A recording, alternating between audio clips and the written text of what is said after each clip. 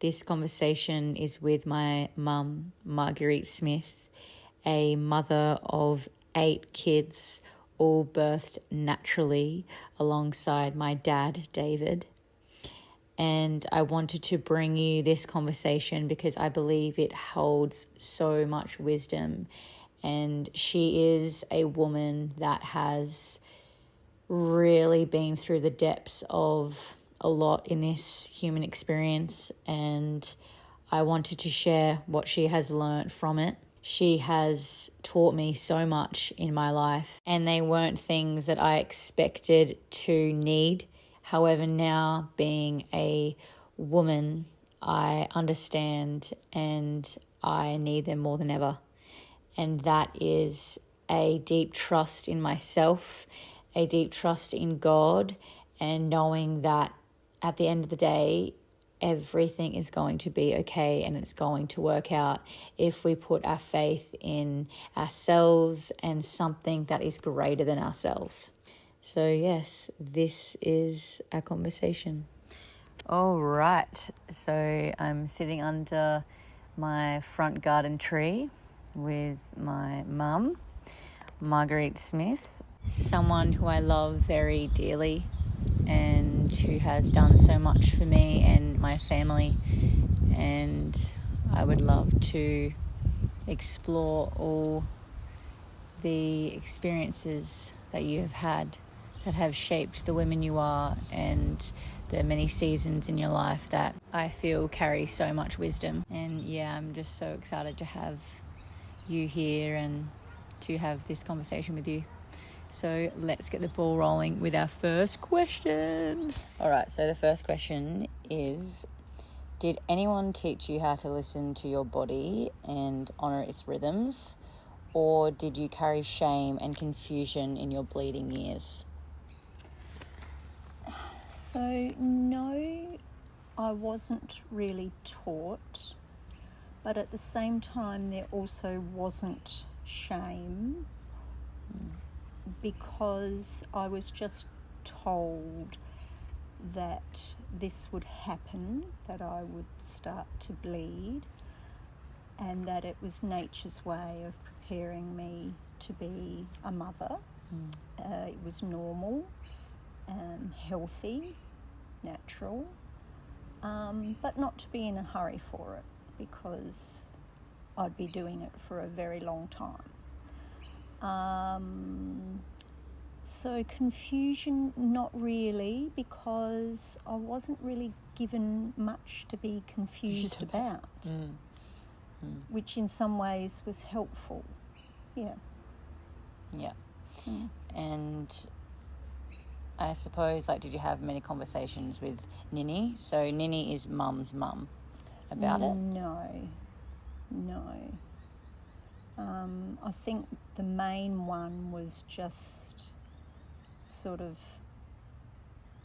talking about it, just so that I was prepared for it, because my older sister was only 11 and mum was more like me, around 16, and so when her oldest daughter was only 11, she hadn't spoken to her about it, and so it came as a bit of a shock for both of them. And then with my other sister, older sister, and myself, Mum didn't want to have it come as a shock to us, so she tried to just sort of say, the basics, just the basics of it, to be ready for it and to have some pads and stuff ready, and be prepared. Yeah. And so was it ever talked to her about at school? Not in those days. No sexual education, no, nothing? Nothing. Wow. Absolutely nothing, no, that was totally left to the parents, and I believe that's as it should be. I think that's a parental right to inform your children and teach your children when you feel best to teach them. Yeah. Do you reckon it would be best done, say, in the early stages, or even as a mother, and having, allowing your kid to see? Maybe. I think it really depends on the child. Like, I had two older sisters, so that journey is totally different to if you are an only child or the oldest girl in a family. Yeah, true. I think I appreciated my mum just giving me the basics, because that left me to be able to just enjoy my childhood and not worry about something that was going to happen at some stage. It's natural, it's going to happen, but don't worry about it. Yeah. It'll happen, and we'll deal with it when it happens. Yeah, so was it something just to deal with, or was it like a beautiful initiation of No, a woman? It was just the basic facts of this is nature's way, like I said earlier. Okay. Yeah, but there was no sort of, initiation into womanhood or anything like that. Yeah. If your mum could have done it in some other way, do you think you would have liked to have more information or be guided through maybe initiation or retreat or... Possibly, because... But I don't know. But I think the main thing for me was because I was so much later than my sister and a lot of my friends, I started to sort of worry, when is it going to happen and why hasn't it happened yet? And so it did put a bit of stress on me. So maybe, honouring it and preparing for it and all of that could be worthwhile. Yeah, amazing. And I think there's another question that actually flows within that question. Mm-hmm. Was there a pivotal time in your life where you started to embrace who you were, or have you always felt comfortable in your own skin and how you've expressed yourself? The pivotal time is probably now and post-menopause, or from menopause on, because I suffered with severe PMS, but it wasn't known back then, but mine was so severe to be a disorder, as in, I think it's called premenstrual dysphoric. Right. So it's like severe it's like PMS on steroids. But because it wasn't really spoken about, and doctors didn't really recognise it, especially male doctors, and there weren't too many female doctors around back then, in my 20s and stuff. Most of them were guys. So they didn't really have much understanding. So because my cycle was so all over the shop, and my moods and the balance of my hormones was, thrown out of whack all the time, I almost questioned, well, when am I myself? Mm-hmm. What's the real me in those moods? I suppose in some sense I thought, well, I'm probably somewhere in the middle, but it did upset me and sort of held me back, I think, in some ways. But having said that, when I was pregnant,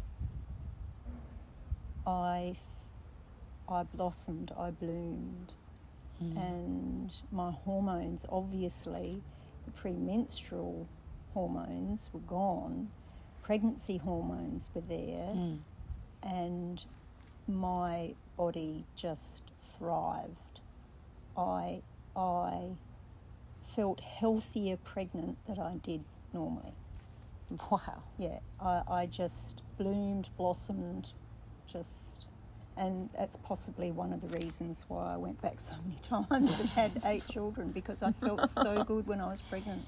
because my hormones were so out of whack when I wasn't pregnant. So then when I was pregnant, I was taken away from that. And that's why I feel so much more at ease and at peace in my body now, because I no longer have those premenstrual hormones building up until I'm about to explode like a jolly volcano.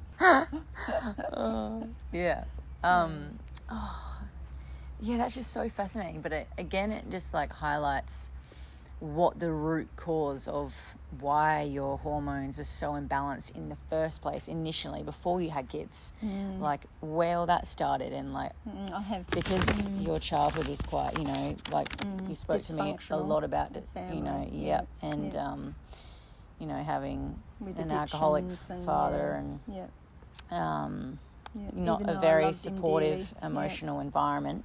And then at school you've got the same thing with being bullied severely. So I wonder, and I honestly believe it probably would have stemmed from a lot of that. Possibly. Because our emotions are tied so much into our cycle. And the fact that the bullies were other women, other supposed friends that were bullying me, almost like my body was saying, well, I don't really want to be a woman if that's what being a woman's like.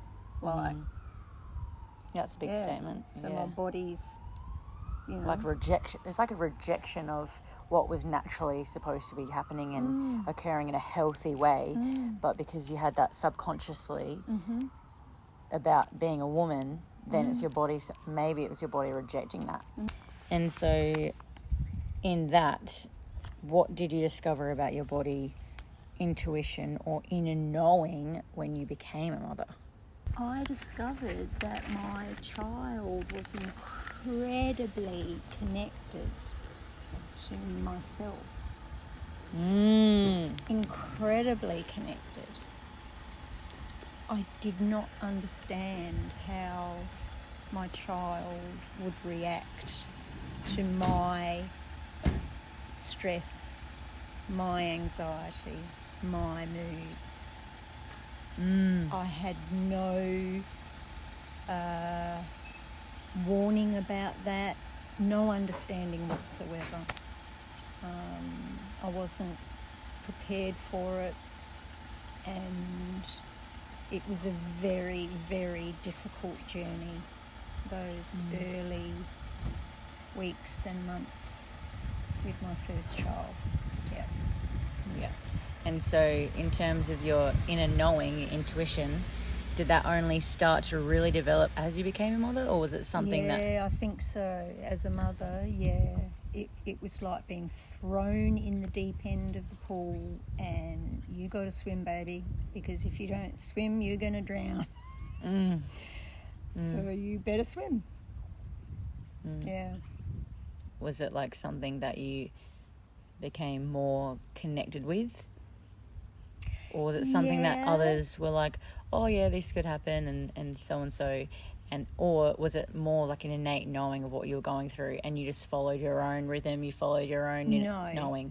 I didn't do that, and I think that is where Anne shines, where she had very much an inner understanding and intuition and knowing. Yeah, and so Anne's my older sister and Mum's second daughter. No, second. First daughter. First daughter, yeah. Second child. Sorry, second child, first daughter. Yeah. No, see, that again, we just didn't have that, or if we had it, we didn't know we had it, this inner knowing. And I relied a lot on talking to older women who had been there and who I trusted. And that's, I think, where a faith community comes in, where you may have grown up in a faith community and you have watched other families navigate life and how they've related to their children and how they've related to their children growing up and moving on and moving out of the home and stuff, talking to them, the ones that I admired and thought, yeah, I reckon you're doing it right. I'd talk to them and get their advice, and yeah, they were really good. In some of those moments, was God one of the main? Oh, absolutely. Main ones. He was the mainstay, or the whole way, absolutely, and positively and thoroughly. Yeah. I was. Yeah, I immersed myself in my faith. Yeah, always. Yeah. And that would now be a question that we'll get to later on. Mm-hmm. But again, was there anything that you specifically discovered about your body when you became a mother? Just how amazing it is. like it just, pregnancy just, yes, it sort of takes over, but it's awesome. Like, it knows what to do. And if you just, go with it and well, that was my experience. Just look after myself, feed myself really well, listen to, wake up in the middle of the night, I'm really hungry, I'm getting up and I'm having some toast and and I would crave certain things like oranges, and most of my pregnancies I would eat an orange a day, like every day. Yeah. So obviously I needed it. Yeah. I'm not sure about the white Freddo frog, but there was Wheat Bix, there was coleslaw, there was Coke. Oh dear. You had a big thing with you. But that was only in, I think, one of the first couple of pregnancies. Yeah. But anyway. But as you went along, because you had so many, and then you've learnt from each one. Yeah. Do you think obviously everyone was so diverse, unique, but because you had such a experience of others, do you think that definitely played a massive part in terms of how you went about your pregnancy, the following one? Oh, look, I as I said, I thrived in my pregnancies, and I think my body just remembered the rhythm and just went into that rhythm, and the flow of nature. I was more at home in that rhythm than normally because of that, well, you feel connected with your womb, the with whole life, thing. with nature, everything. And my hair, my skin, my nails, everything was better, was healthier, was, I was just blooming, radiant, yeah. And then that's obviously helped you in later years in terms of your skin, everything now, like it's just glowing.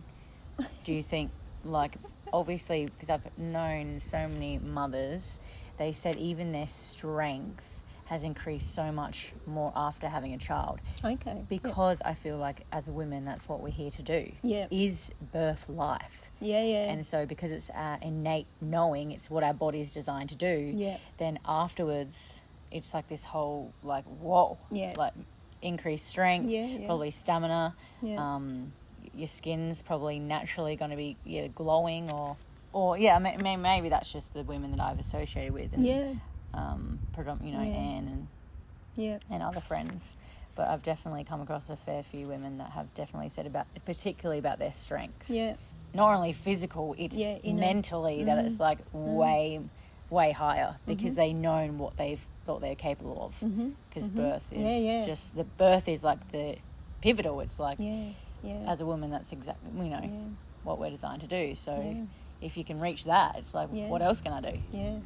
Yeah, and certainly childbirth, when you don't, like, chicken out, when you truly try to let your body do it as naturally as you can, and when I say chicken out, I mean when you don't have it taken away from you, which is what usually happens if you're in the hospital system. You know, it's they take over and tell you, well, it might be best for you if we go down this path. With my fifth child, I almost chickened out to have other medications during labour, but then didn't have to because she was my biggest baby. But when she was born afterwards, I thought, wow, I did not realise how strong my body was. My idea of what I could do and God's idea of what he knew I could do are two very different ideas. Yeah. I'm in awe of what our body does naturally if it's given the chance. Yeah, and the opportunity of like being able to slow down so we can listen and the rest, because I feel like as women we thrive so much better when we are in a more rested state, and we're going a bit more slower, and compared to a man going with the cycle, because as a man you've got a 24-hour cycle, and as a woman you've got a 24, 28, 30 sometimes day cycle. So learning to actually support that, it's a huge thing as a woman, and something that's so powerful to actually be able to be aware of. And be able to embrace. Yes. Like, what a privilege. Yeah. What a privilege. What a gift. Yeah. And then knowing that we can actually sync it with nature's rhythms and cycles, and it's just amazing. Yeah. So incredible. So incredible. Do you think if you were a mother now, would you have home birth? Possibly. Yeah, I haven't really thought about it, but I certainly learnt something from each of those labours and each delivery, and they each give you a little bit more to add to your knowing and your wisdom and your life. Was there ever a time when you were like, no, like this is it? Or was it like, no, you knew that there was more, or you were capable of more? Yeah, other people would put that on me. Yeah. Other people would say, oh, you've got the pigeon pair now, because I had a boy and then a girl. You've got one of each. I suppose you can stop now. Yeah. You're happy? What? Yeah. And then, 3. Oh, you've got 3 beautiful little children. They're all healthy. Oh, how lucky are you? Oh, that's enough then, isn't it? No. And then 4. Well, that's a big family. Oh, you've got a big family. And most of our friends stopped at 4. But there was if you want to call that an inner knowing, that definitely was my inner knowing. Yes. I knew 4 is not my number. But everybody else was telling me it was my number. And doctors were saying, your body is not strong enough to have any more. Bullshit. And so what did I do? I just spiralled into a depression. Because everyone was saying, don't listen to God, don't listen to your body. You've got to listen to sense, You've got to listen to us. We're the ones who know, the doctors. We're the ones. Yeah. Yeah, and your body is not strong enough to have more children. Crazy. And that's why, that is the main reason why there's a big gap between Dominic, number 4, and Mary, number 5. Because I thought, I better be sensible and listen to those who know, the doctors. Yeah. And so I tried to do that, but it was like I couldn't be myself. I thought, I have to go back to relying fully on my God for my mothering journey, because I knew that 4 wasn't my number. Yeah. And I'm so grateful to a God who gently prods and pushes us. And if we don't listen to the prod and the push, he will shove us. Yeah. Yes. With love. Yes. Yeah, well, the feather, the brick, or the boss. Yeah. And he will throw you into the deep end because he knows that you can swim. You can. You just gotta. You've got this, and I've got you. I've got your back. Underneath are the everlasting arms. You've just got to believe it. Just go with it. So then, did that just reignite more faith, more trust in your body? Yes. And then it was just after the 4th, then it was just a more flowing effect? Definitely. And because I had such a difficult time with my first, and I gave up on feeding,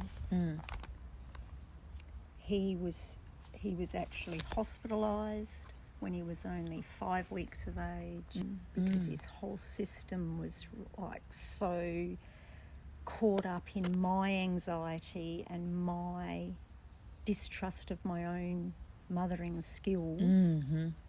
And it was just this vicious cycle, and he was just screaming, projectile vomiting. We were in a bad space, and so I stopped breastfeeding him at 6 weeks. He was put on a bottle.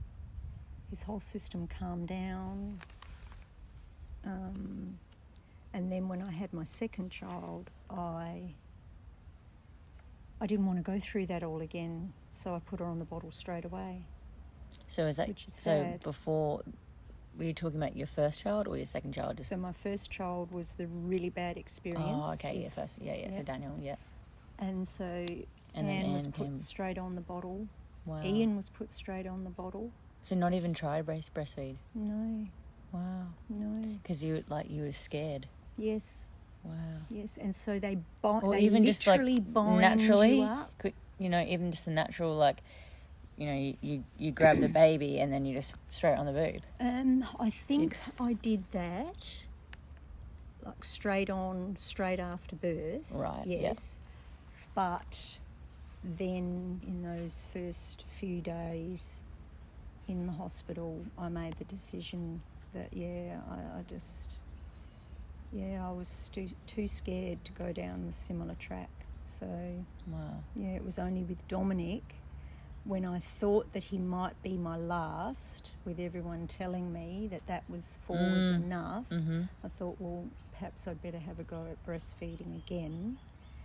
And I did, and it was just lovely. I loved it, and it was the best experience, and it was really, really, really good. Yeah. And then that again built your own trust to do it and continue doing it. Yeah, I can do this. Yeah. And then that would have just continued flowing because your body learnt to trust you in those moments. Yeah. And then that's so interesting, because then obviously the kid is, child is like a sponge, so they're picking up on everything that you're emotionally feeling. And so in that way, of course, they're going to be a bit restless, a bit rattled, because it's just what your, innate knowing of what to do is just straight on the boob. I didn't know instead of what a bottle to do. straight away, Yeah. Like, mind you, I never ever propped a bottle up. I always cradled my babies to bottle feed them and had them held so that they were right near the breast. Yeah.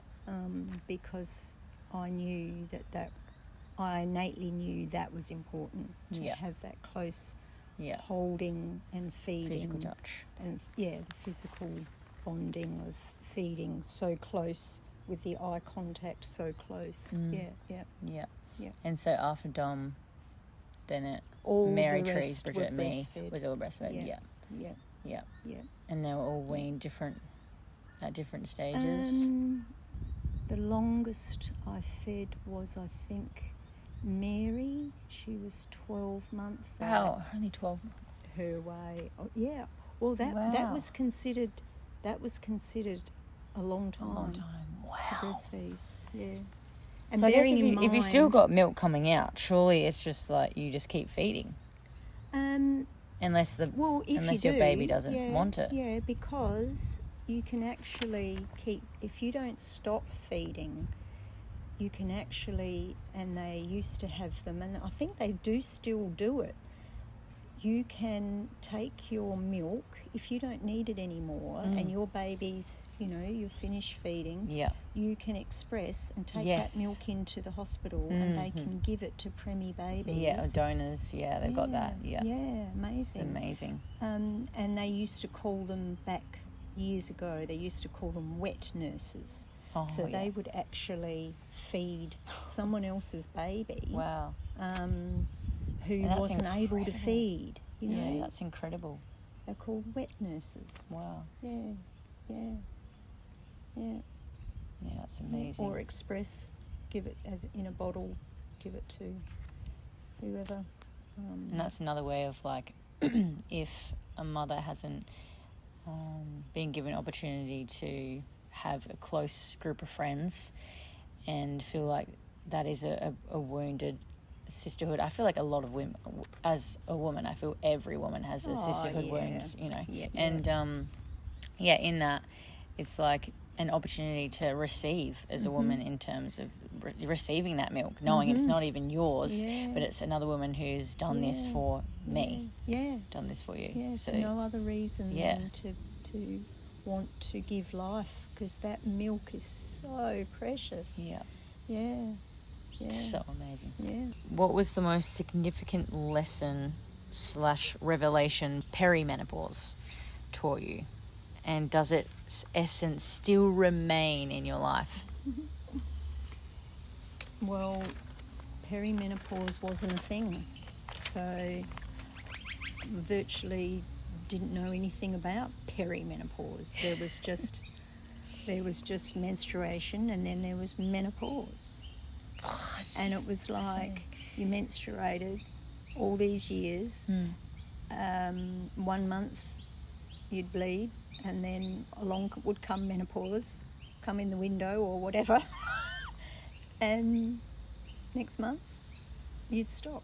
Wow. And there was no information so much back then about changes, about hormonal changes, about how to prepare for it, about how to know that it was on its way. Nothing. The wisdom that it can offer? No, nothing. And women didn't really talk about it. You saw it in action. Yeah. But women were just labelled when they were, not coping. They were just labelled as hysterical. Let's give her a hysterectomy. Take out the cause of her hysteria. Fix her by ripping out her womb, and she'll be fine. It's horrible. I know. But that's where the word hysterectomy comes from. It's just so the word hysterical. Fascinating, because the womb is life. Yeah. It's what creates life. It's what... Not even life, it's like what births our dreams, our desires, our passions, and it's where our wisdom and truth actually resides as a woman, is in our womb. So when I had my hysterectomy, I wanted to see that womb, because I wanted to thank it for the incredible work it did within my body all those years.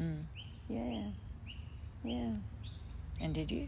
Yeah, I did, but because I was just coming out of the operation and I was feeling awful, I just looked at it and then, looked away. I wish I'd taken a photo of it or got someone to take a photo of it for me so I could look at it later on. Yeah. That would have been a huge process. It was. Wow. Yeah. So how old was I when you had that done?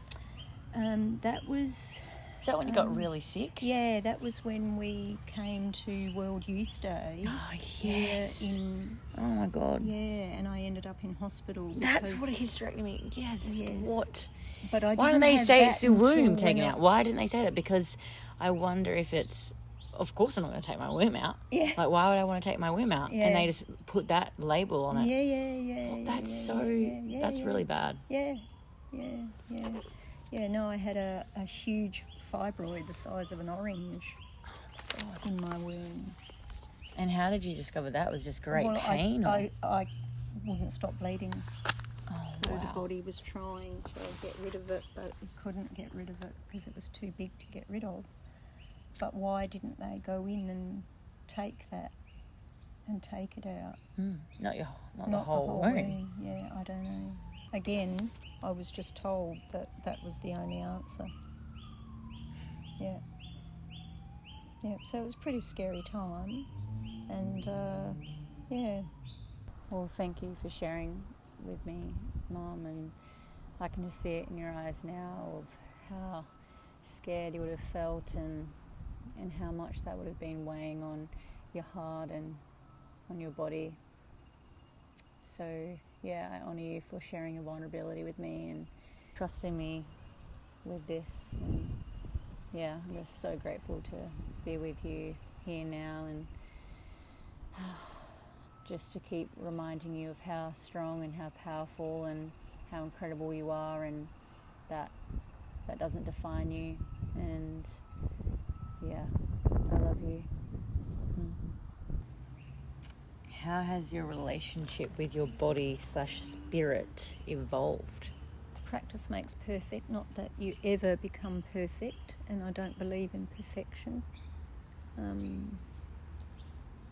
But the more you practice your faith, the more you feel in tune, that's you're in tune with what you believe. And So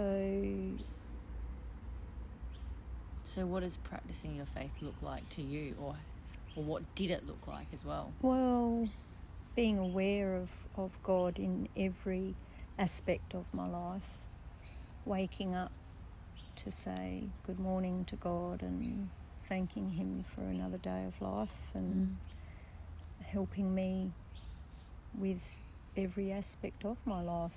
Even what I might cook, like I can absolutely remember some late afternoons with all you children all around and being tired and wanting to cook something healthy for the evening meal, but not wanting to go through the hassle of multiple children saying they didn't like it or it was yucky or whatever. I just felt fragile, and I said a prayer, dear God, please help me. What should I make for tonight's dinner? And the answer came back sort of just in my mind, this vegetable tuna, like flan, like it's like a tart. Right. It's got a pastry base with vegetables, tuna, and then cheese grated on top. And I thought to myself at the time, yeah, but I've made that before and some of the kids didn't like it. So I was questioning, but the thought was so strong that that's what I should make.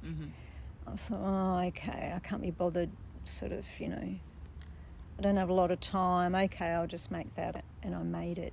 And you all ate it without a single grumble. I was just astounded. I was just in awe of a God who, He will provide, but you have to put your trust in Him to provide, and then the providence will come. But you have to trust.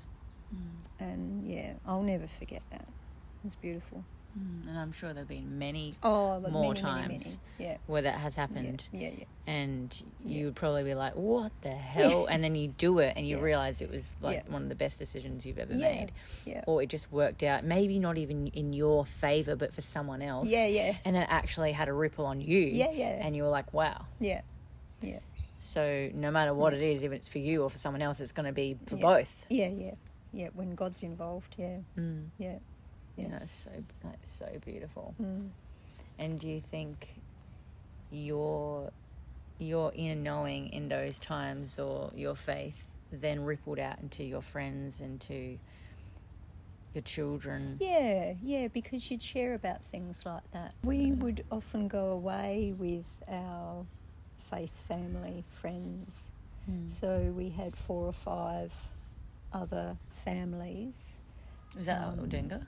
Yeah, it was so much fun. And so we would be cooking together and just spending so much time, in camp kitchens and in one another's little unit kitchens, and you naturally just talk and share, and because we were all connected to the same faith community, faith would just come out. You'd just naturally talk about it and share, and you'd have those oh wow moments, and that's so good, and that's a similar thing happened to me, and you'd share, and you'd just be giving thanks to God for how good he can be when you put your trust in him. Yeah. Do you think that's everywhere? Like, God is everywhere. Like, he's the ground beneath our feet right now. He's the sun. He's the moon. Everything. Yeah. He's in everything because he created everything, and he put his spirit into everything. His spirit is alive in everything. It's a breathing. It's the breath of God. Yeah. It's everywhere. In the tiniest insect, in the tiniest flower. And that's why it's so beautiful to see how there's so much difference in terms of each little thing, like what we speak about on our walks, about the flowers, about the plants, about the shells, how they're all uniquely different, every single one of them. Every single one, yeah. And how beautiful that is. Yeah. Just amazing. Yeah. And we're all like that. Yeah, absolutely. We all have our uniqueness. Yeah. And there's our weirdness. Our absolute weirdness. And there's only, like, I think it's there was something I was reading the other day, and it was like, we are 1 in 64 billion people. Yeah. Like, we are the only one who is us. Yeah. Like, why not just be you? Yeah. Who you are, authentically you, because there's no one else like you, and there would be no one else to come with the exact same essence of who you are as a person. Yeah, exactly. Yeah. So there's so much to offer from us and our inner knowing. Yeah, exactly. Oh, it's just so cool. Just be you, because everybody else is already taken. I love that one. And so what does this current phase of your life mean to you? I think this is like bonus time almost, like this is opportunity maybe to do other things, but I also try to be aware of what that might be in God's plan, you know. So there's so many other things that I could do, but I don't want to just flit and jump and like that. I'm aware that, you know, there could be some things that God might still have for me to do. And if so, I would like to do those, even if I don't know what they are at this point. But if I move towards something and feel more and more passionate about it, then obviously I'm going to move closer to it. Like when we've moved house, when we moved from Adelaide to Gawler, and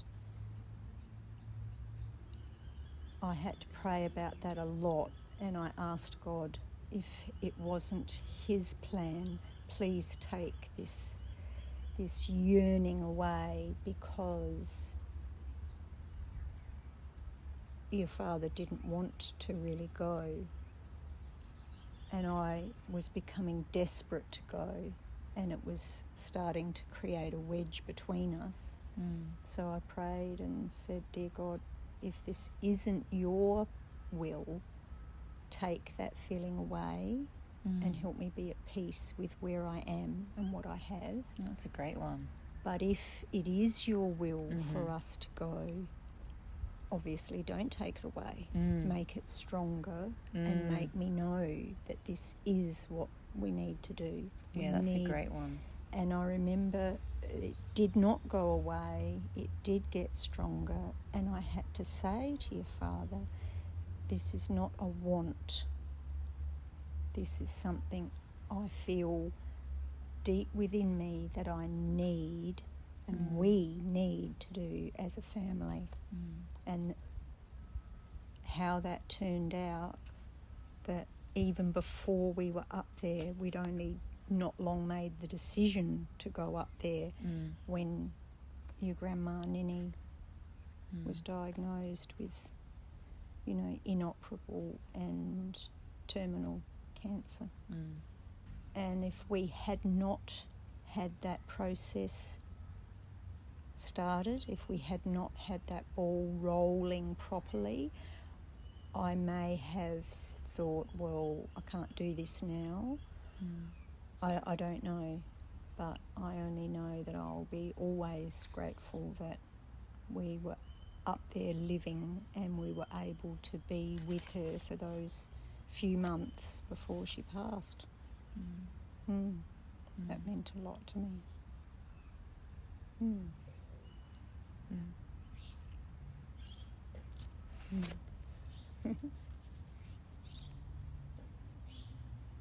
Love you. Love you too. As hard as it was, I know it was hard for some of you kids,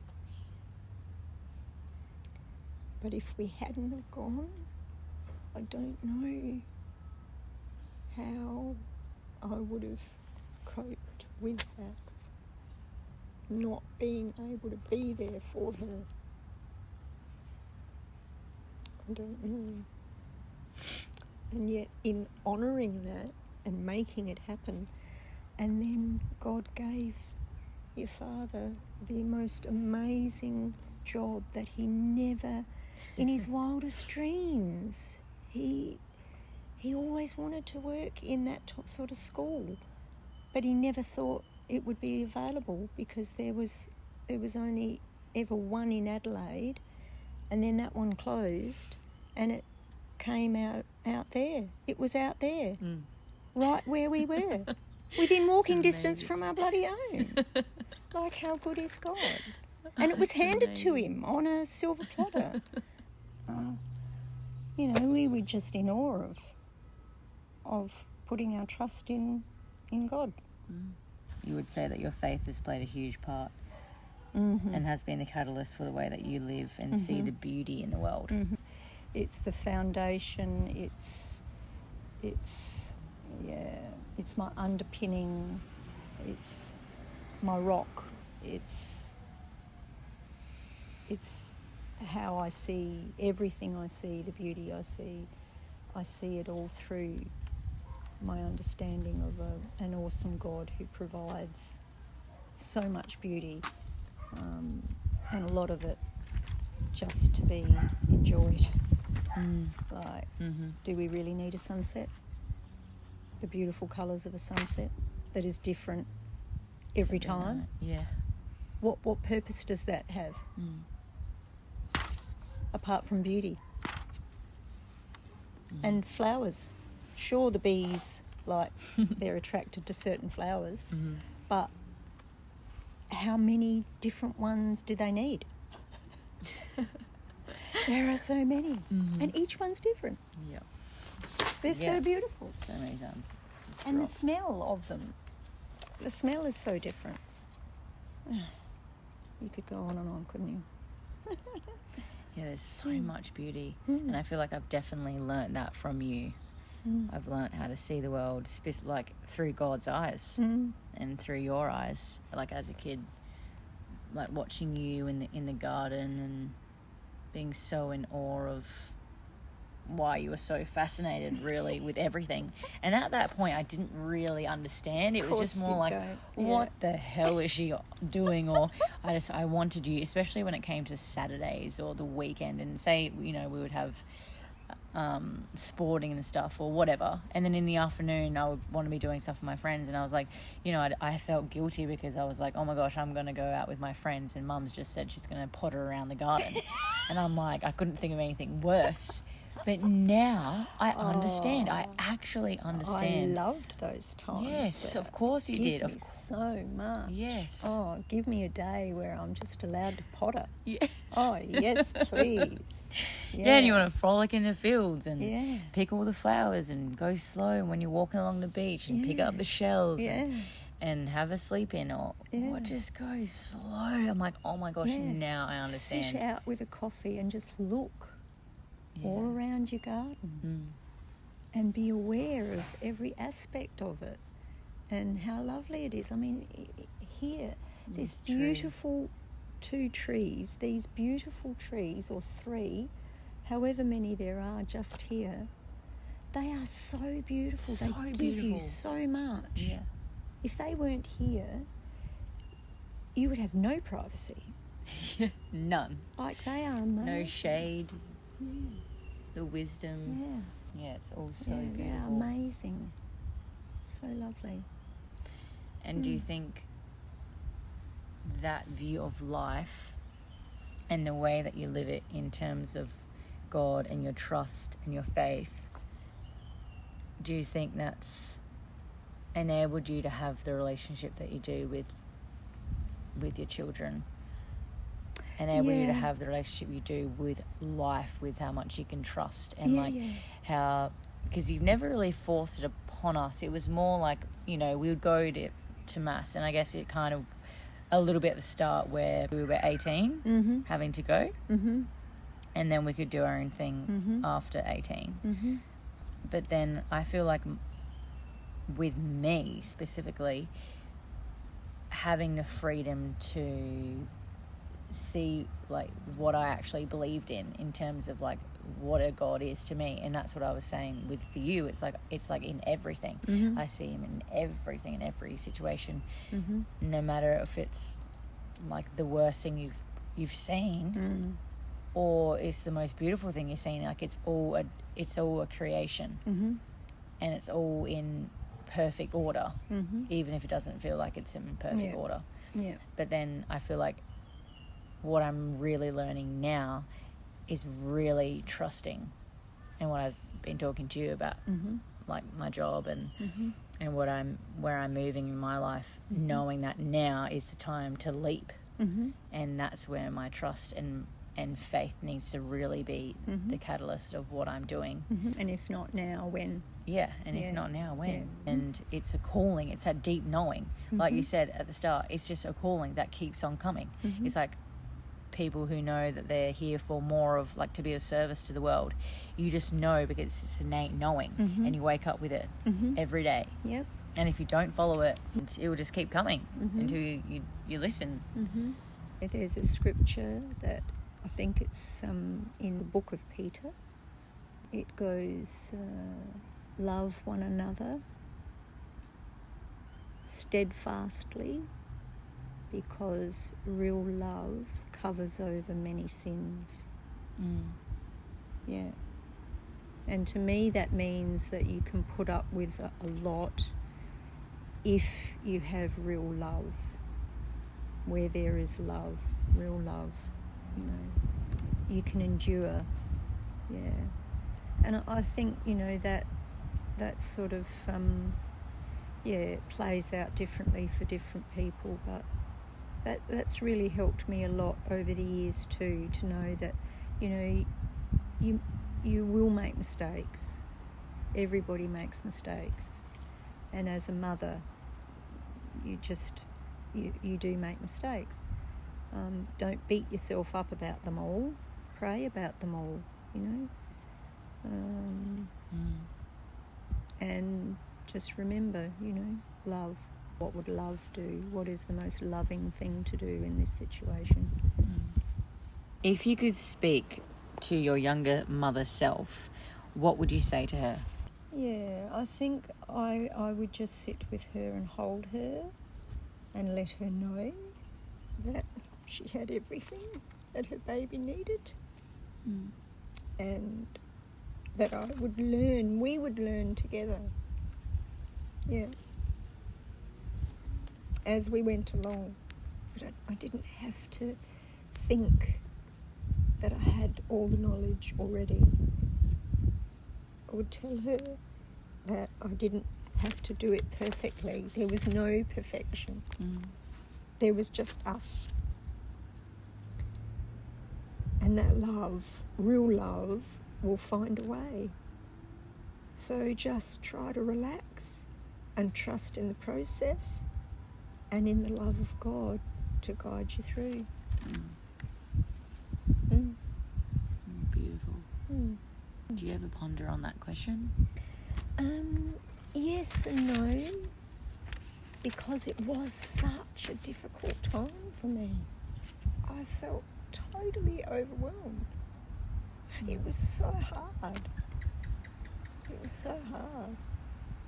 Because I hadn't had any preparation for it, and I was just told once again that like with childbirth, I was just told it's a natural process, and we don't want to fill you with fear, we don't want to fill you with whatever, just go with it, and everyone's different, and which to a certain extent is true, but I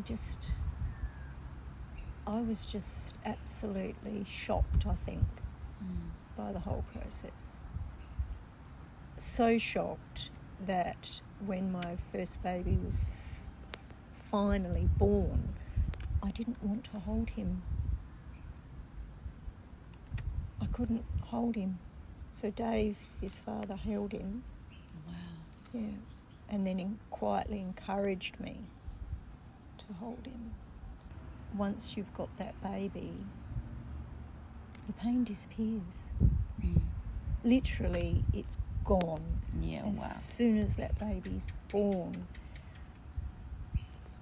And you then hold that baby. Yeah, your baby. And the incredible thing that putting the baby straight to the breast helps the afterbirth to come out. It's just incredible how nature works. Incredible. How can you really look at it and not believe in a God of love who designs it all? And if we would only allow women to take back that process together, like I was telling you about my great grandmother, who would go through that process with those women for 2 weeks before and 2 weeks after, or whatever it was. Living at their home. Living with them.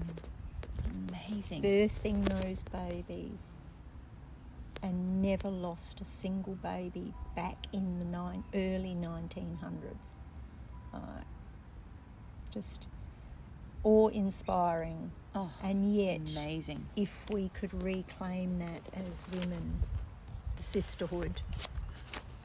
Yeah, well, they say it takes a village to raise a child. Oh, absolutely. And in the birthing process as well, like I've seen so many videos of home births with mums, and it's just they breathe through it. They're taught to just breathe and just continue letting it go, letting it go, instead of forcing and pushing. Yeah, like we're not designed to do that. You just don't see nature forcing itself. Yes. Everything is in, like, nature just gets it done in the most divine order. Yes. Obviously, like, I can't speak heaps of this because I haven't experienced childbirth. I have no idea what that's going to be like. But in witnessing some of these videos Yep. and hearing some of these stories, because I've only been ever grown up with your experiences and with Anne's and the various people that have been in my life, and they haven't been that that great. the greatest, to be honest. Yeah.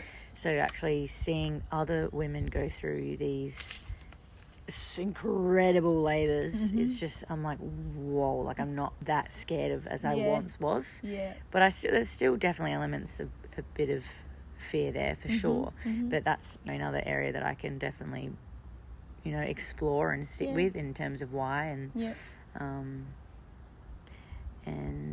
but yeah, I feel like just witnessing their home births, not like I've been there physically, but just when they've filmed it, it's just amazing. Yeah. We'll do the last couple of questions here now. If you could invite your mother and grandmother to spend the day with you, what would you do with them? And is there anything you want them to know or ask them? I would definitely thank them. I would hug them and hold them. I would thank them for all they did, all they tried to do, all their struggles, all their heartache, all their persistence, how they carried themselves with dignity and grace, even when they were hurting, all their love. My dad's mother, I was probably the closest to, and I would definitely thank her for her sunny nature.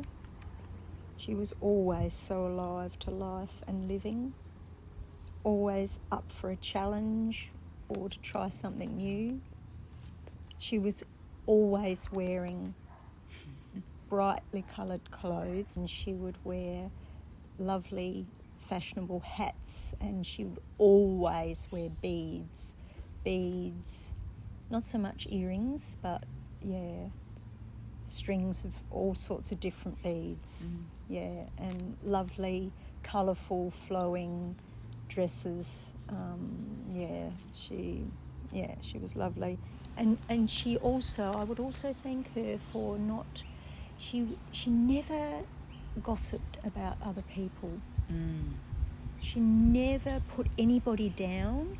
She would say things like, if someone started a conversation or she was in a conversation, you would sometimes hear her say, well, they're on a different path, dear.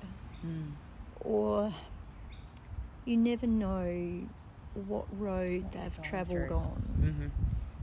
Or she would say, until we've walked a mile in someone else's shoes, we shouldn't judge how they're behaving, because we'll never know. And we should thank God that we have our shoes and not their shoes. That's beautiful. And so would there be something that you would say to maybe a young mum now, or someone who's a mother? What advice would you give them, or what's something that they could hold? To not be afraid to be open to as much wisdom from other mothers and other women, older women. If they can't get it from women in their own family, seek it out in other places, especially places where people are nurtured in faith or community, something that's connected to, where you can seek out wisdom to connect with other mothers, because that's where we as mothers can learn to thrive. So trust the process, and trust the inner knowing of other women and the wisdom of the ages of other women. And the wisdom within yourself too. Yeah. Like connect with that. Your inner knowing. Yeah, connect with other women and don't isolate yourself. Even if you feel like, don't be afraid to connect with other women, because they are the source. You know, don't cut yourself off from the source. Mm-hmm. Yeah, whether that be God, and if you don't know where to go, pray about it. Ask God to help you, show you your unique path. Open up. You know, if one door's closed, ask God to open another one. Yeah. Yeah, that's so true, because I've learnt from you that what you look for, you will find. So if you're wanting to look for an opportunity, if you're wanting to look for more people to surround yourself with who are seekers of wisdom and are keepers of wisdom, I should say, then you will find them. So it's about putting yourself in those environments and just doing it and taking that leap of the uncertainty of the unknown, and know that those mothers are likely going to be in the same position as you are. Or, you know, if you're not a mother, then be in the energy and the surroundings of people that make you feel inspired, that make you feel at home within yourself and connected. And yeah, there's so much wisdom that's available all around us if we choose to listen and be willing to listen. Okay, so last question, Mum. What is something that you have found your feet in and you've lived through and can now pass on to us? Just not to be afraid, I suppose. Not to be afraid. And I remember once, this really helped me. I was so tired. You know, you were very young. I think you might have been a baby, actually. And I was going to go to bed. And I was about to hop into bed, and I saw a huge huntsman like this big on the bed sheet hanging down right near the bed. Oh my gosh. Anyway, I went to try and brush it off or whatever to get it, to try and deal with it, and it scurried away underneath the bed. And I thought, oh my goodness, that is going to be a big job, because that was a high bed. There was all boxes and shoes and all this crap under the bed. And I was so tired. And I just thought, do you know what? You never know when there's a spider under your bed. It's only when you see it. So, look, you can't see it now. It's not trying to hurt you. Just go to bed. I'm too tired to worry about it.